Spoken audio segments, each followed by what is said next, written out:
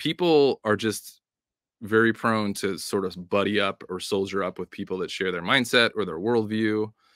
And people are also, we all have egos and we all believe that our experience and our perspective is important. And I think that's true as well. But when you cling too tightly to that identity or that individual perspective, it's dangerous and it's also limiting. Welcome to Creative Leadership with Heart, the podcast where we dive deep into the world of creative leadership. I'm your host, Rigo Nasol. Join me as we explore the impact of heart-centered leadership in today's creative and design organizations.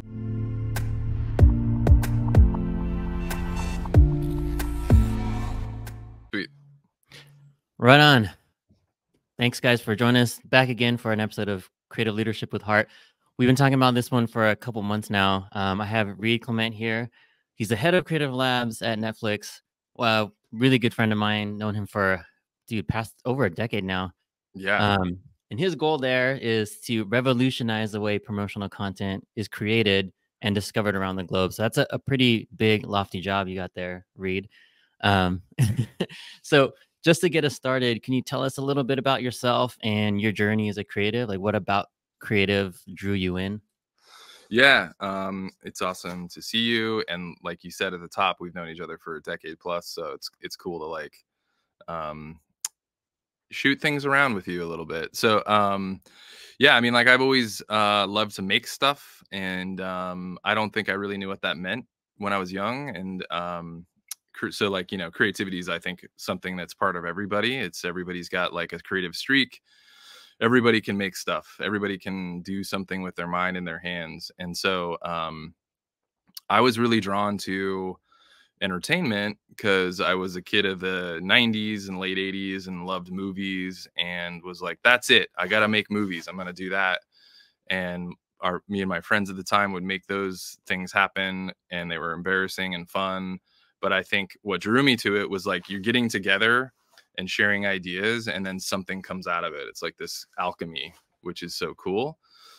So yeah, I mean, I just continued down that journey, down that road, and was so fortunate to find myself in many cool companies and scenarios and opportunities. And, you know, long story short, it led me to Netflix, actually working with you initially.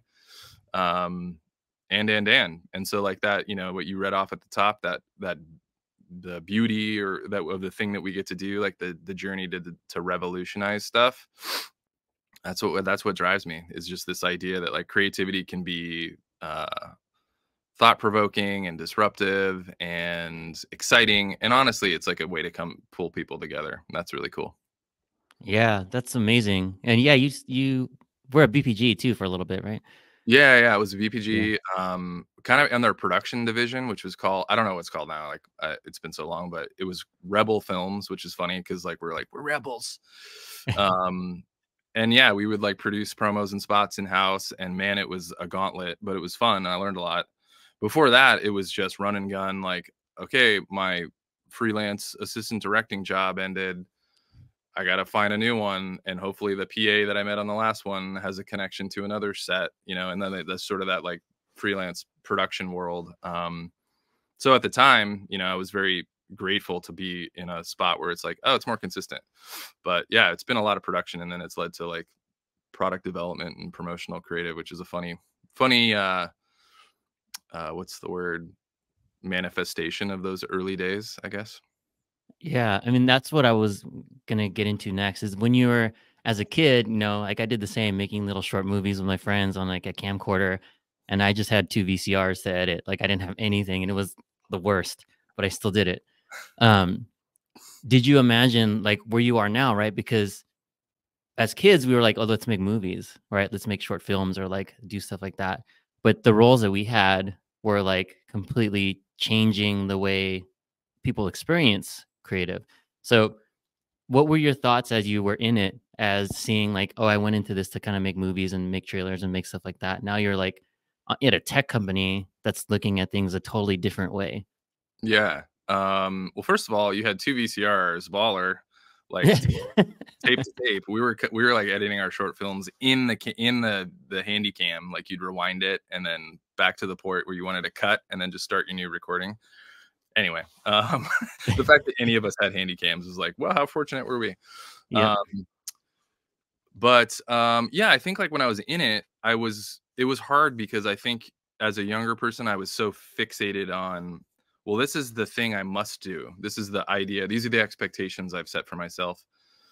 Somebody once said to me, expectations are just premeditated disappointments. So like, um, when I was in it and I was like, oh, this is not how I thought the journey was going. It was very easy to get frustrated and um, disappointed with myself, I guess, because I was like, well, I had this plan, I had this thing, and then there was a moment where somewhere in the journey, I just kind of opened myself up to potential and opportunity in a way that was like, I need to abandon the expectation that I had because it was just an idea. It wasn't actually reality.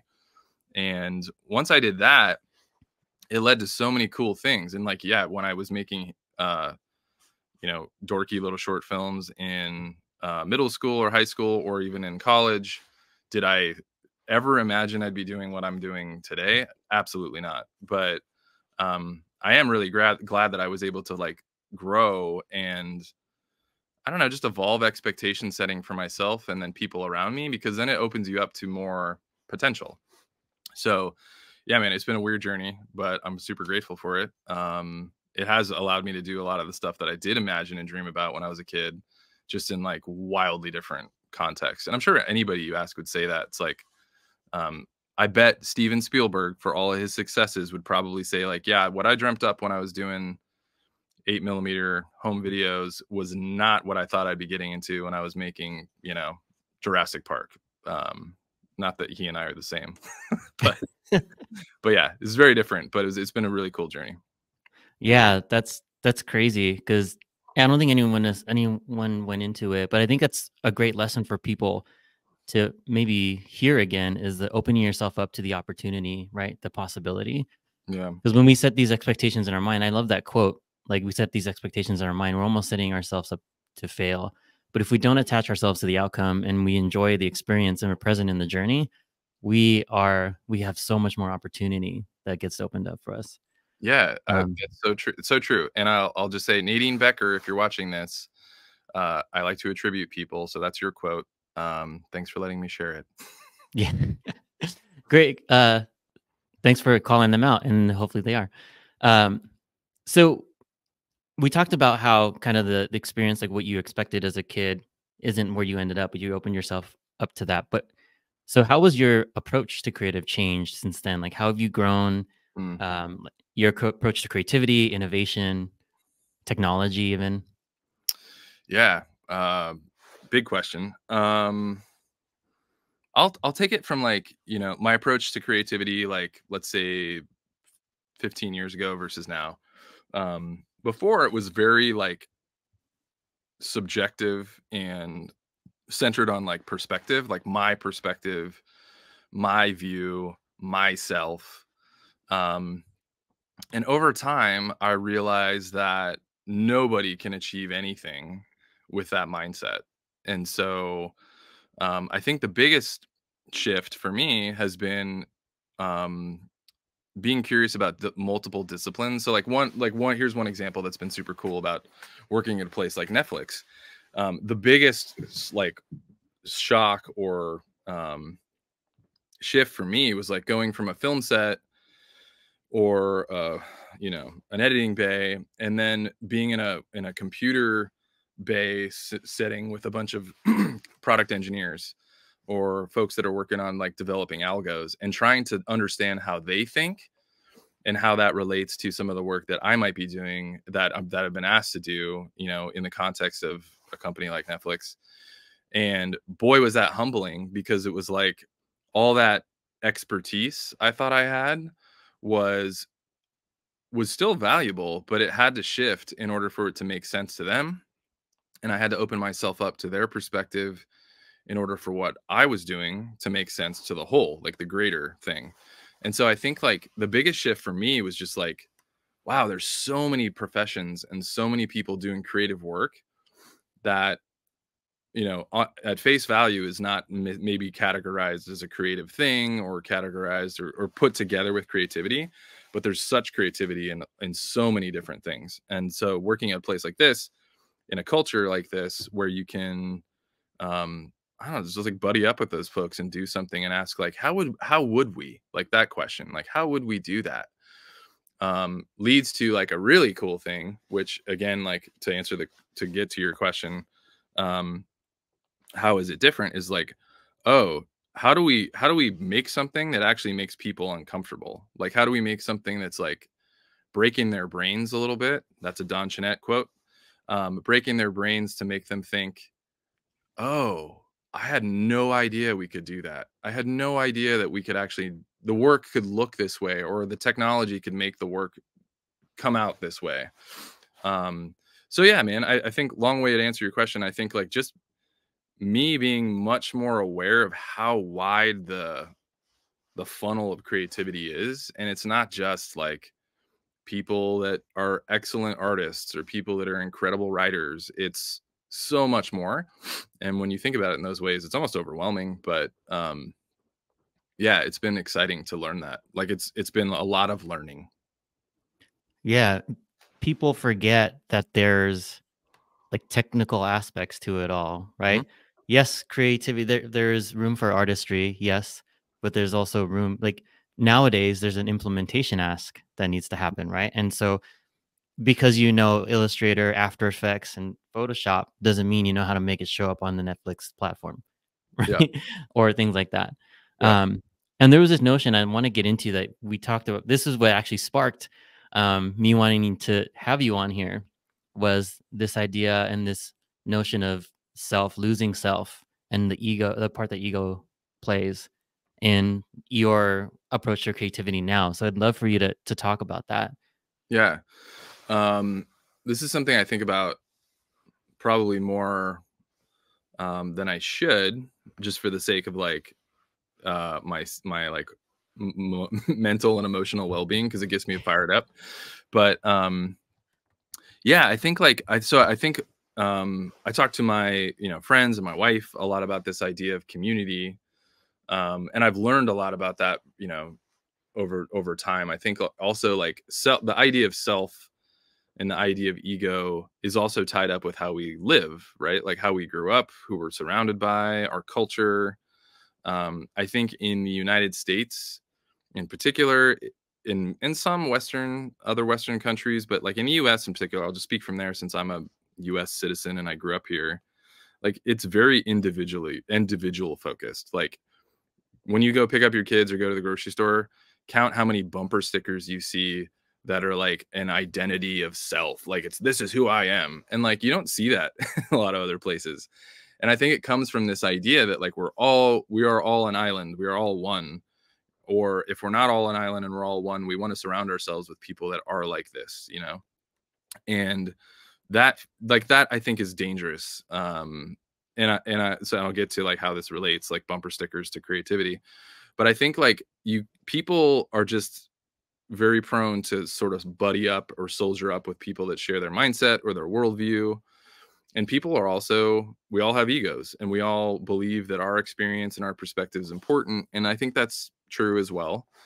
But when you cling too tightly to that identity or that individual perspective, it's dangerous, and it's also limiting. And I think like, so like as it relates to creative teams, um, we use this term at Netflix, and I know a lot of other businesses do is too, is like there's too many silos, like a silo being an isolated vacuum.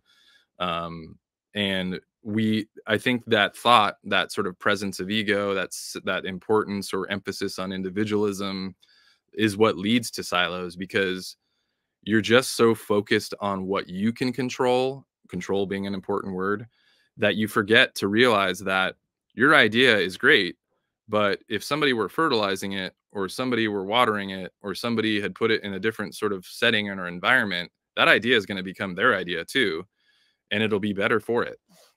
And so I've related this idea of like, I mean, honestly too, our world is so like um focused on like divisiveness right now. And I think like it's such a time to be like, all right, where can you bring people together and be community focused? And in creativity, it just leads to so much richer work and such deeper understanding of the goal, like the challenge. And so ego is important. Again, like I think like everybody has it, and that's the seed of a great idea, is somebody's individual perspective. But from that moment on, it's kind of got to be like, this is not my idea. I have a friend who's a musician, and he was like talking about this notion of genius. And like genius is not, it does not belong to you. Like it's not, no one is a genius. It's just there's people that are really good at spotting the ideas that come to them and through them and honoring them and knowing what to do with them at the right time. Like that is genius. It's not like I've developed this and pulled it out of myself. You know, it's like, no, you're just super aware, and also you're very intelligent, and you knew what to do with it. So it's like, anyway, I think like it's just such a powerful thing for creative teams to be thinking as though they are an organism, as opposed like a shared ecosystem, as opposed to individuals. And in my experience, like, man, the work is so much better for it. And that's like back to the thing you asked me before. That's where you get these really beautiful projects where you've got like MIT engineers sitting with trailer editors, sitting with copywriters that worked at journalism, and they're all just kind of like, oh god, you're a really cool person, and like your life experience is amazing, and oh, also you made my idea better. you know so yeah, anyway, that's my soapbox on it. I think it's once you think of it in that way, it opens you up again to so much opportunity, so much potential. Yeah, I mean, leadership. I mean, that's basic leadership. Almost what you were describing, right? Is leadership is about making everyone around you better and being egoless, right? And this is something that I have to work on with, like, even just coaching clients, people, because they're like, "Oh, I want the recognition. I want this. I want this." Well, what does that mean to you? Oh, that means people recognize that I'm good. And what does that mean to you? Hmm. That means people accept me. Well, why is that important? Because maybe because you don't accept yourself, or is there some bucket you're trying to fill by taking all the credit, right? And Yeah. so once we let go of that desire to need to feel like it was mine, or like get the credit, or like be stroked, be like, "Oh, that was such a good job," right? Once we can let go of that, that's when true greatness happens, right? That's when, like Yeah. you said, beauty can happen, because like it's like a machine, and when all things are working together, it's a symphony. But when one cog's like, "No, that's my cog," it takes it out, then it just like messes it all up. Yeah, totally. um yeah, I mean, like, look, I think everybody wants to be recognized. Anybody I work with will be like, yeah, right, like Reed wants the credit. But I think like, but I do think like there's such an importance on not being obsessed with that credit, like being an orchestrator as a leader. Like it's so the credit is in seeing people succeed, I think, like watching, it's almost like being, you're a dad, like watching your kids succeed. They're not like, I did it because of you, when they're toddlers, or like, when they're like, in my case, my son's in high school now. They're not, generally speaking, doing that, but that's like, you had a role in that. Like, like when people were like, oh, your kids are so polite, you can take some credit for that, but you don't have to be like, well, it's because I yell at them all the time. It's like, yeah, thank you for saying that. They're wonderful people. And like, it's really for them, not for you. So Right. That's a great way to position it, a great analogy, right? Like, it, don't it, the kid thing is perfect. I mean, it resonates great for me. For someone who doesn't yeah, have kids, like, just kind of imagine someone around you, even maybe someone you're mentoring. You don't take credit for someone you're mentoring, right? totally. If somebody you're mentoring gets a job promotion, you don't go like, "Oh, I got them that job promotion," or like whatever, right? You're a proud mentee or mentor that you're like, "Yeah, it's someone I worked with. They did it themselves and they got the job or got the promotion." So, Yeah. um, You imagine, like, like on LinkedIn, when people are like, oh my God, I got this new job. And like the first comment is like, cause of me. yeah. Oh man. Uh, yeah, that would, it may probably be more honest. Yeah, it might be. I mean, yeah, if only we could all be so honest. Um, okay, cool. I want to also get into some other things that we were talking about, because I think it'd be important for people to hear. Um, because you've heard me, you know me, I'm a staunch believe, like, I wouldn't say staunch, but I'm a pretty big AI optimist, Mm, because I think AI can unlock so much for us that can make us focus on the human connection, the things that humans can do that AI can't do yet, right? I have yet to experience AI that can really create a human connection, that can tell a story really well with emotions and all those things. So, what are your thoughts of how AI can hurt or help the creative industry or just the industry in general? Yeah. Everybody loves AI. Um, I think like I'll start with hurt because like we just in LA or not sorry not just LA but like in entertainment in the US we just wound down on a couple of major strikes which AI was at the crux of a lot of those disagreements and ultimately protections for how AI is used was at the center of a lot of that. um and I think like the concerns and the danger and what's damaging is just recklessness. I think um it is a tool. It is um, a method to get an idea out, and I think like that applies to a lot of different tools, like printing press. Like that was just a way to manufacture ideas, like to put them in writing, and people were terrified about it because it was like, oh shit, now people are going to learn how to read and then like have opinions and like fight back.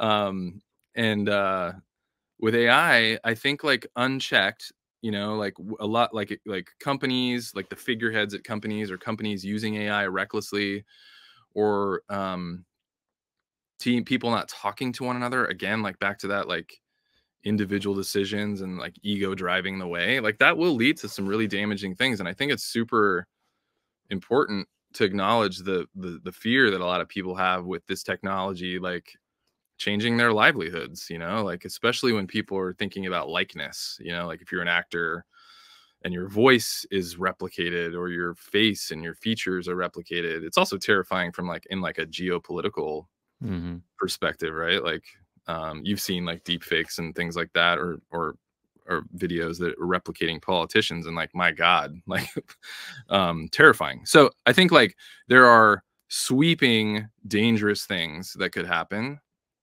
and I won't get too deep into like more of those, but like on the flip side, if you like really think of it as a tool, it's super powerful and super exciting.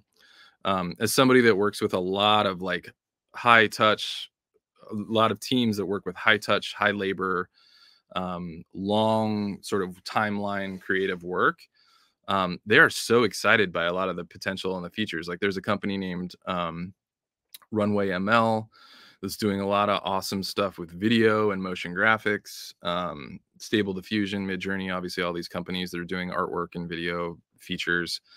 And what it's doing in a really cool way is it's like accelerating thought to thought to tangible outcome. Like creatives that have these amazing thoughts, and also have the hard skills and years of training are finding it exciting because they're able to say in like 5 minutes, oh, like my prompts and my mindset have just been like accelerated out. And I'm very quick to like illustrate and decide. And then from there, build. And that's really cool. And then like another interesting thing, which I think is controversial. And I think some people I see both sides of this argument, but I think AI also has the opportunity to like democratize creativity in a way that um, maybe hasn't been really fully realized. And what I mean by that is like a lot of people don't have access to arts education or technical education that supports the arts. And these things are all web based, accessible. Many of them do cost money, et cetera. But like increasingly, like they're just things you have access to if you have a cell phone and an internet connection or whatever. And it's really cool to think of a world where like, I mean, similar to like you and I are the same generation, like when cell phones became as good as they are, you imagine like being a kid now and being able to go like with the same mindset we had, like run out, make movies with our phones, like, and they're high quality. Yeah, they're 4K Yeah. editor built in. They're like broadcast ready. And like, does that mean that it's like all of a sudden everybody's a filmmaker because phones have that capability, like that quality? No, it just means there's a lot of content and a lot of noise. And I think with AI it's like it's opening up a lot of opportunities for people that didn't otherwise have them. it is dangerous, it is new, it is scary, but it's like the thing I tell my team, and like we talk about it quite a bit, is like, you gotta, it's not going anywhere. You know, it's like, it's here, it's been here. Like AI has powered so much of our daily life for decades. You know, it's just more sophisticated now. You can see it. You know, before it Hmm. was like under the hood, and now it's the car. And yeah, I think like just embracing it and accepting that like everybody's roles are going to have to change a little bit. I would have guessed in 10 years, um, we'll be talking about it in a very different way. Kind of like we talk about Photoshop, which is like, it's not the same. Like people give me a hard time for this comparison, but like when Photoshop was launched in like 91, it was met with so much like skepticism and disdain, and its quality sucked. And now it's like nobody blinks an eye at using Photoshop, Illustrator, etc. It's like it's a palette, you know, it's a paintbrush. It's just what you use. Um, so yeah, not to like diminish anybody's fear or opinion on it. And like some people are just like hard and fast, like no AI, and that's cool. But like I prefer to be part of the conversation, you know. And so for me, it's like I think it's important to be like, yes, AI. However, like, don't do it that way. Or what if you did it this way? Like, you know, like I think more of Hmm. that yes and mindset applies. Yeah, I mean, it could have been same thing with cell phones, right? We have a computer in your pocket? No way, right? And just like things like that, people are gonna have too much access. Libraries are gonna be killed. We still have tons of libraries in our neighborhood, right? Like that's what everybody thought with like smartphones, right? So I'm with you, right? It's more about embracing it and leveraging for the good things and making sure checks and balances are in place for those bad things. Yeah. Your the library mention made me think of something else. Is a really cool thought. Like just think about like the resurgence of physical media and music, like vinyl. You know, remember when like Napster Some and some um right there. sorry, what? There's some of my records right there. Oh, records. I thought you said there's someone right there, and I was like, oh God, who's in here? Um, yeah, like I have so many records. My wife is so annoyed by that. Um, just the physical media is like so um popular again. And like I think when back in the days of Napster and LimeWire coming online, it was like, oh shit, everything's gonna be digital now, iTunes, Spotify, and it was, and it still is. But like things come around. Like I think there's like a newfound appreciation for like quality and craft um in those mediums, and it makes it different. It doesn't mean it erases it. It just makes it different. Yeah. I mean, that's the thing I'm talking about, right? Is that that piece of the human piece that you just can't always put your finger on, but like the emotion behind it. Like that's why listening to something live is going to be 1,000 times better than any recording you listen to because you're there, you're feeling it, you're experiencing it. It's a human experience as opposed to just like listening to a recording. Yeah, it's so different. Yeah. All right. We're going long, but I mean, we can probably talk for a few more days. But I also want to get into um, just some advice that you have and some challenges you face. So let's start with that. So if you were knowing what you know now, and there's folks that are listening that are in the creative field or looking to get started in the creative field, what piece of advice would you give them, or maybe pieces of advice would you give them? Yeah. I mean, I think the creative field still feels very hierarchical. It depends on, I mean, this is, it's too sweeping of a generalization, but I think a lot of it, entertainment in particular, so I'll stick with that. It does feel very hierarchical, and a lot of people, for good reason, don't know how to get into it, and it is hard to like navigate. And I think something I've seen though that's really cool in people that reach out to me on LinkedIn, or people that I have a chance to mentor or that get introduced or whatever, is that this generation is way more comfortable just like cold reaching out, and they also have way more access. Um, you know, like when I moved to LA and started working, I didn't have a LinkedIn, didn't even exist, and like I couldn't just reach out to people that were working at big companies. You kind of just had to like hope you met the right person and hope for the next job and look for gigs on Craigslist and all that. Um, and so like the point is that I think like continuing to do that is awesome because like I love the um audaciousness of just like, oh, this person's at Netflix. I'm gonna send them a message and be like, hey, I just got out of college. Like, do you have any advice? And I always, when I get those messages, I'm always like, yes, I do. And I think it's so cool that you reached out, and I'd love to talk to you. Do I do that with every one of them? No, I don't. I don't often have time, but I guess the point is like just be like exerting that curiosity and like just being humble and asking for help is so I view that as a strength, like that ability to say like I need help. I think I have something to say. I think I have something to offer. Um, what do you suggest I do? And I think that that is super cool that people can do that, and I would encourage a lot of people to do it. I think I see that's not second nature for a lot of people. A lot of people are afraid to ask those questions, or maybe just not comfortable. And so yeah, a long way of sort of saying like just continuing to be curious and like asking for help, reaching out, network in your own way too. Like networking is so hard. I'm a very much an introvert. I very much don't like networking in the traditional sense of like going to big events and like bustling around and trying to make conversation. Like I'm just, it's not my wheelhouse. But there's ways to do it now that are that again, like just like AI, there's just so many different avenues for connection. So I do that.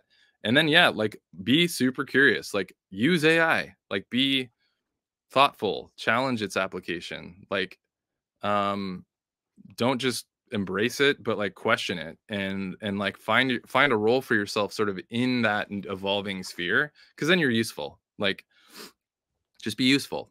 You know what I mean? Like one other thing I'll share quickly. I know we're kind of just running on, but um my the first guy that I had an opportunity to ask about like working in film was a commercial director, and he, thanks to him, he put me in touch with somebody that gave me a production assistant job years ago.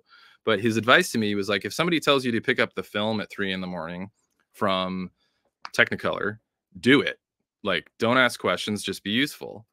And that's a little problematic, I'll admit. Like 3 a.m.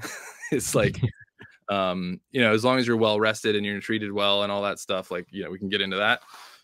But at the end of the day, it's just like, if there's a mess on the floor, grab a broom, like be useful. Nothing's beneath you, like you should do that. And I'm saying that to myself too. Like if there's something that's way outside of my range, but I know I can do it to help, it's like, you just do it. If you work in a restaurant and there's food on the expo line, you take it to the table. You don't wait for the expo person to yell at them. You know what I mean? Like just be useful. Yeah, I mean, that's one of the things that I remember a lot about you. You used to use that quote a lot. It'd be useful. Um, and it's one of those things that if you're not asking for your help throughout your entire life, I think there's something not right, right? Because I think at every point of our life, like I know for sure, I've asked for help and I've needed help at every single point of my life, right? No one ever has it all together, Yeah. and I was that person, like you said. If there's trash in the hallway, to just pick it up. I would pick it up. Like, what? Why am I above picking up that piece of trash and throwing it in the garbage can that it's right next to? Yeah. No, because, like, I don't want trash. I wouldn't do it at my house, so why do it there? Yeah. And that's a great it's a simple way, succinct way. Be curious, ask for help, and be useful, right? That's pretty much the succinct way, and I think if Yeah. you did those 3 things through your whole life, I think you'd be pretty good. Totally. Yeah. I mean, that is it. Be curious, ask for help, be useful. Um, Pick up that trash. It's not Yeah. beneath you, and I don't know, man. It's just good energy, I think, Um, another, to the point of attribution, that's another my wife special. She's like she's so thoughtful, and we talk about this stuff all the time, but it's like, yeah, just like have this energy, like have this good energy, be helpful. Um, the world is bigger than you, and like that's what it boils down to.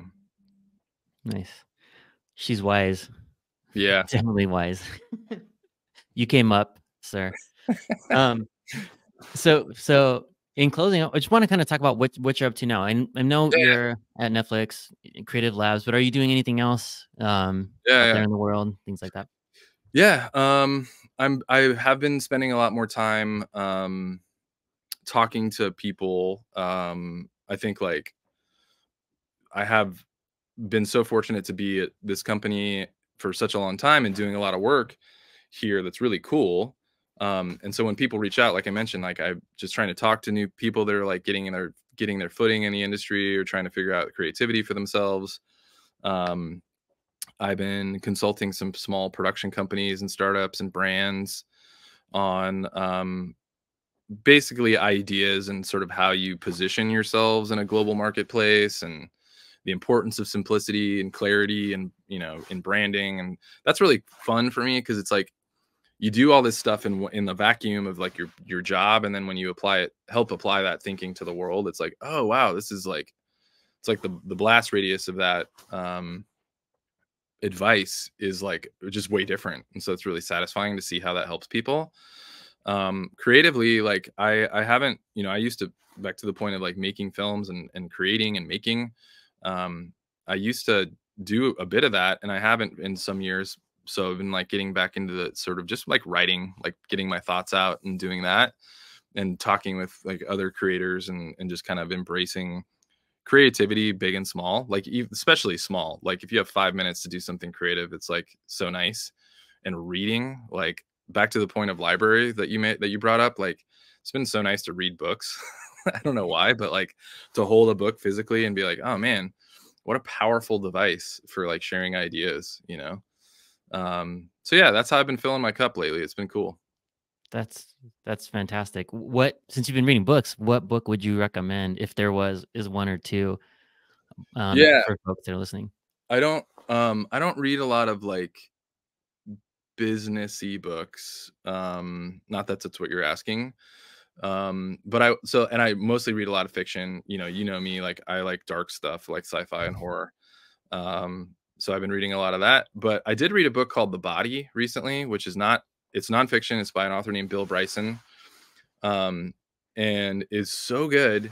And it's about our bodies, and it's just sort of about the systems that are like always just ticking away um, under the hood, to use that phrase again. It's so fascinating, and I found it so applicable to my work and my life, because it's just like gives you such an immense appreciation for like how much is going on to even just make this happen. Like this interaction right now that you and I are having is like so many insane systems that are having to work well in order for us to sit down and have a conversation and record it. Like anyway, highly recommend The Body, Bill Bryson, audiobook, or read it with your eyeballs. It's super good.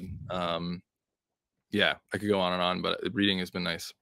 Nice. Yeah, it's really just an open question to whichever book, because this is for creatives also. So All right, another three that I just finished that are awesome is the Silo trilogy. So like the first book's called Wool, second is Shift, the third is Dust by Hugh Howey. And Apple TV Plus turned it into a series, which is called Silo. The books are so good, so mhm. good, and it's like solid sci-fi. I haven't watched the show yet. I shouldn't or wouldn't endorse an Apple show publicly, but I'm sure it's great. Just kidding, it's probably great. Um, I'm excited to watch it. So like, check out those books; they're so good. Nice. And if you send links, I can drop them in Oh, the show sweet. notes. Yeah, Yeah. I'll do that. And then the last, I know you mentioned you're super busy, so you can answer it or not. But if folks did want to get a hold of you, are you open to help folks out? What do you look for? How can they get a hold of you? Yeah, I'm happy to ignore LinkedIn messages. Just kidding. No, like LinkedIn is actually good. It's noisy because there's a lot of it's first off, it's not a habit I check. But LinkedIn messaging is good, and like I also like I'm totally cool with cold email. So like I'll link, you can link my email and people can reach out, because again, like I think more often than not, the people that reach out are like being very um I'm very impressed that they're just like, hey, like help me out. I want to know how to do this thing. And it always leads to something for me that's like time well spent, and I learned something, from them just as much as they might want to learn something from me. So yeah, email. Let's do that old fashioned email thing. Yeah. Yeah. And I'll put your phone number in the. I'm just kidding. Yeah, that'd be great. Yeah, yeah. But dude, it was so great chatting with you. And not I'm taking from Reed Hastings is always leave them wanting more. So I know you and I could talk for another hour or two if we really wanted to, Yeah, but we'll leave people wanting more, and they can reach out to us if they want to learn more. So wise thanks. words from the other Reed. Yeah. You're not that anymore. I'm He's just the not that. Reed. You're just Yeah, Reed now. Yeah. yeah. So no more the other Reed. No, just Reed. All right. Well, thank you all for listening. Thanks, Reed, for taking the time out of your schedule. I know it well. LinkedIn can be a hectic place. But we appreciate you for sure. Yeah, man. Thank you. It was awesome to hang out with you for a little bit. Thanks for listening to Creative Leadership with Heart. If you haven't already, please like and subscribe. It'll help make sure that you get notified every time there's new episodes that are coming out. And if you want to connect with me, check me out at riconasol.com. All right, all. Have a good one.